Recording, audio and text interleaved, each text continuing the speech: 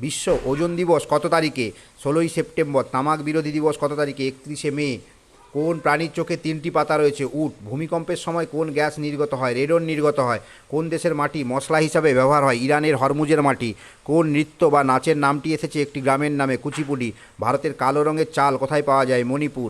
পর্যটক আল বিরুনি কোন দেশের লোক ছিলেন? উজবেকিস্তানের লোক ছিলেন। ভারতের কোন রাজ্যে কোনো জাতীয় উদ্যান নেই? পাঞ্জাবে। পৃথিবীর একমাত্র জাতীয় ভাসমান উদ্যান কোনটি? লোকটাক হ্রদ।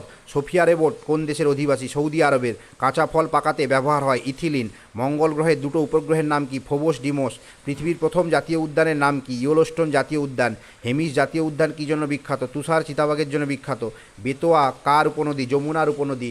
ভারতের দীর্ঘতম নদীবাঁধের নাম কি? হীরাকুদ বাঁধ। ভারতের দীর্ঘতম রেলওয়ে প্ল্যাটফর্ম গোরক্ষপুর।